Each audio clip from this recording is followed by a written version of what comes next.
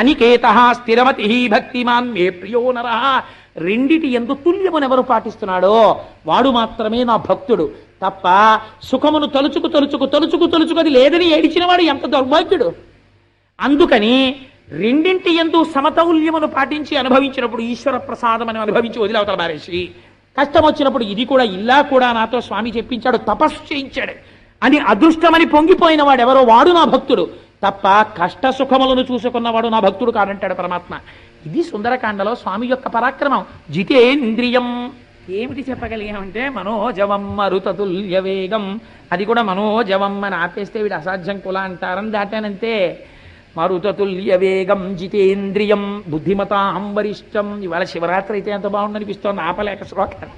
సరే, అందుచేత ఇంతకీ నేను ఎందుకు చెప్పవలసి వచ్చింది అంటే హనుమ యొక్క గొప్పతనమేమి అంటే మహానుభావుడి గురించి జాంబవంతుడు ఒక మాట చెప్పాడు యుద్ధకాండలో.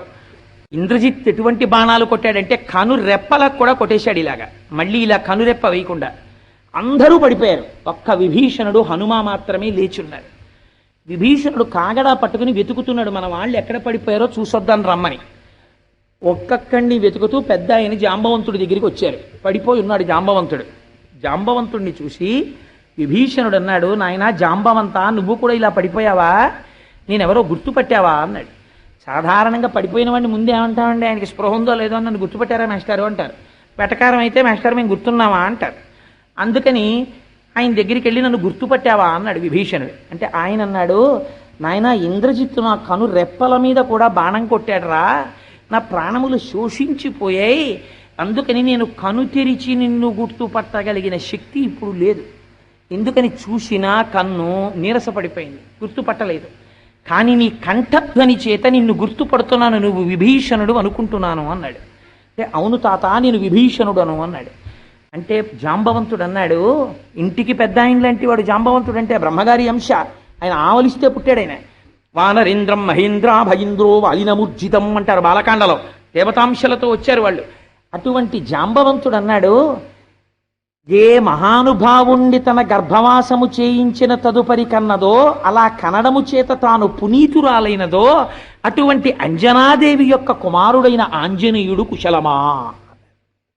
ఒక బిడ్డణ్ణి పొందితే, ఒక మహాభక్తుణ్ణి పొందితే, ఒక లోకోపకారిని చూస్తే ముందు ఏమంటారో తెలుసా అండి? అయ్యా మిమ్మల్ని కన్న మీ అమ్మగారు ధన్యురాలండి అంటారు. అందుకే పోతన గారు మాట అంటారు, ఎందుకురా కలుగనేటికి తల్లుల కడుపు చేటు, పాపం వాళ్ళని బాధ పెట్టడం తప్ప ఎందుకురా నీ జన్మ? ఎప్పుడైనా భగవంతుణ్ణి స్మరించావురా? చేతులారంగ శివుని పూజింపడేని, నోరు నొవ్వంగ హరికీర్తి నుడువడేని, దయయు సత్యంబులోనుగా తలపడేని, కలుగనేటికి తల్లుల కడుపు చేటు అంటారు.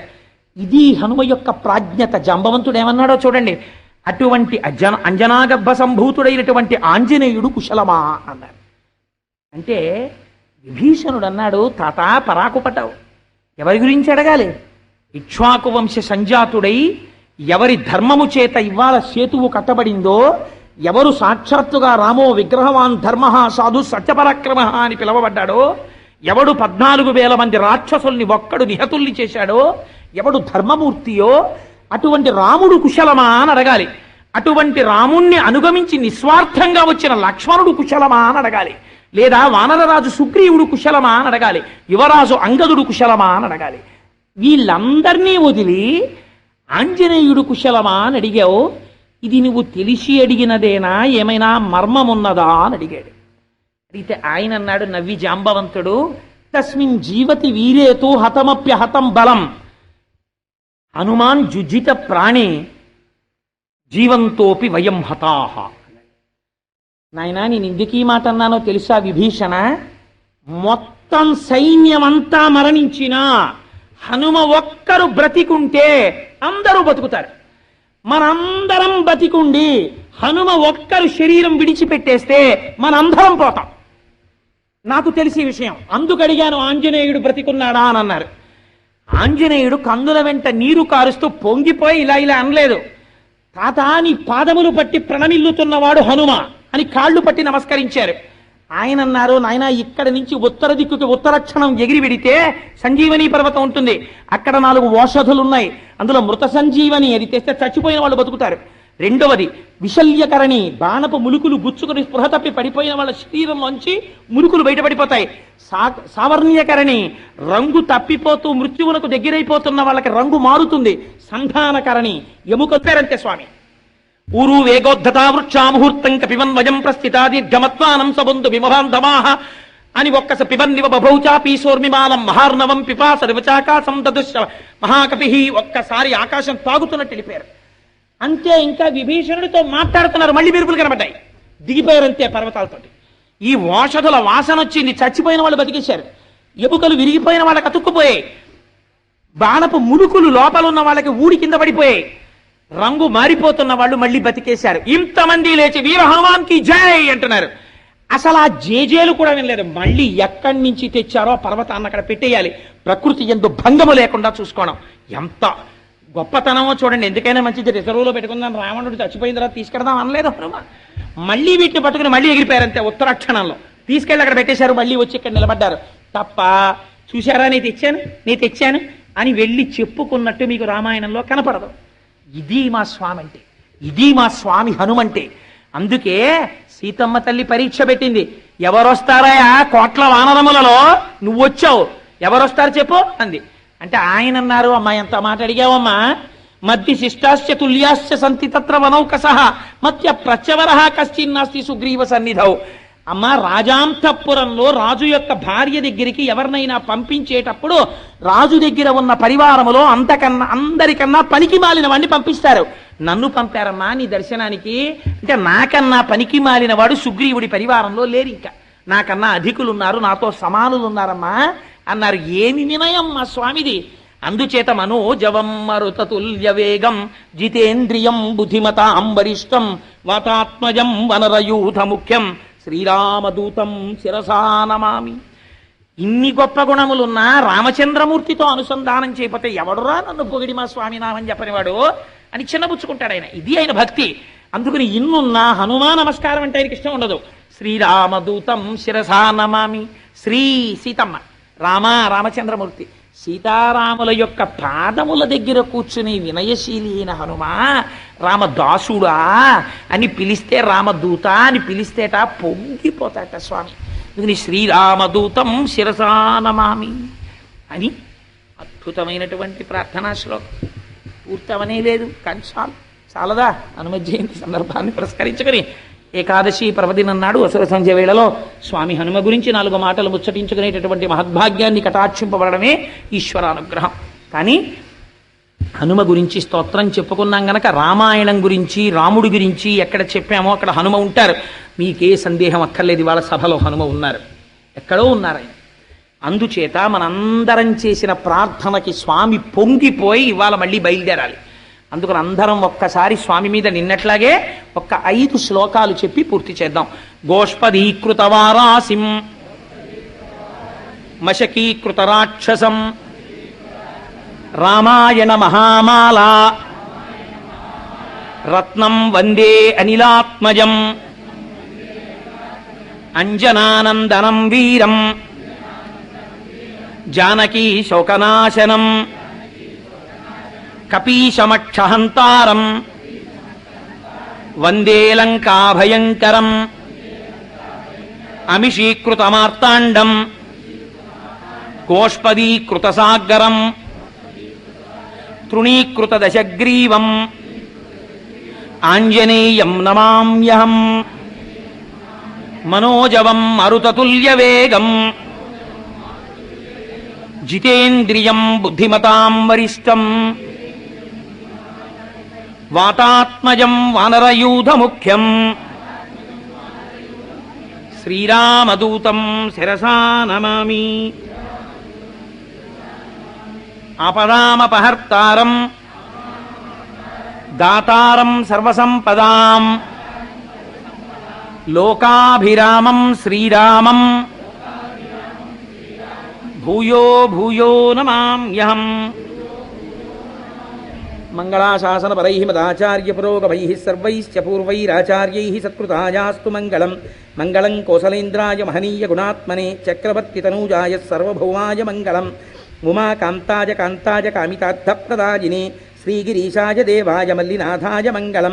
కరచరణ కృతం వా కర్మ వాక్కాజం వా శ్రవణనైనజం వా మానసం వాపరాధం విహితం వా సర్వమేత్తక్షమస్వ. శివ శివ కరుణాబ్ధే శ్రీ మహాదేవ శంభో.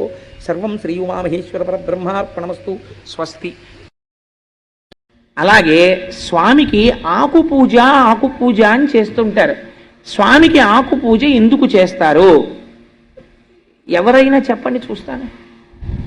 తమలపాకులతో పూజ చేస్తుంటారు కదా, మేము ఇవాళ హనుమకి ఆకు పూజ చేయించామండి అంటారు. చాలా తప్పు మాట. నేను ఒక పరమ పవిత్రమైన విషయాన్ని ప్రస్తావన చేస్తున్నాను తప్ప నేను ఎవరిని చిన్నబుచ్చాలని కానీ ఒకరి తప్పు ఎత్తి చూపించాలన్న ప్రయత్నము నేను చెయ్యడం లేదు.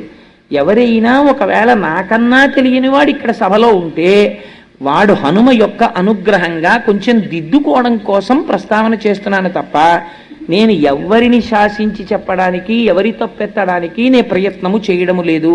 ఎందుకంటే నాకన్నా తక్కువ వాడు ఈ సభలో ఎవరూ లేరు, అందరికన్నా తక్కువ నేనే కనుక. మరి మేమెందుకు వింటున్నామంటే అది మీ ప్రాజ్ఞత కనుక. ఏమీ తెలియని వాళ్ళ వినడం మీ వినయం, ఏమీ తెలియకపోయినా చెప్పడం నా ధూర్తతనం. మరి ఎందుకు ఆకు పూజ చేయించానని అనకు, ఎందుకు అనకూడదో తెలుసా అండి? అన్నిటికన్నా చాలా గొప్ప విషయం ఏమిటో తెలుసా? మీ ఇంటికి ఎవరైనా పెద్దలు వస్తే ఆయనకి టిఫిన్ ఇట్టామండి, ఆయనకి కాఫీ పెట్టామండి కాదు. మీ ఇంటికి పెద్దలు వస్తే నువ్వు చెయ్యవలసిన నియమము ఒకటి ఉన్నది.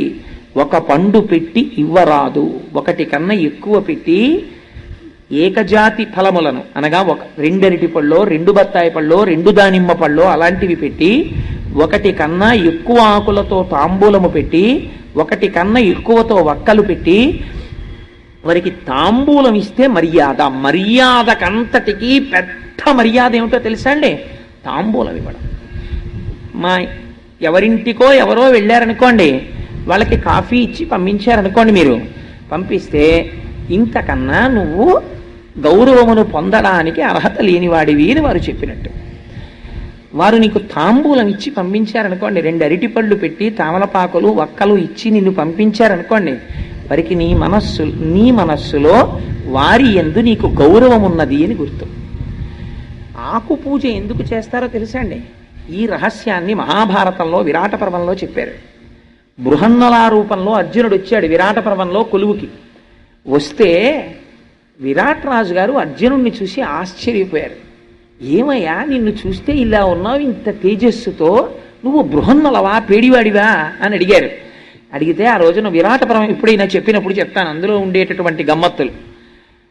ఆయన మహానుభావుడు అన్నారు, అవునయ్యా, కన్యాజనులకు నృత్తము గరతంగా నాకు నేర్పు కలదు, తద్వృత్తమునకు నన్నీలుము అన్నారు.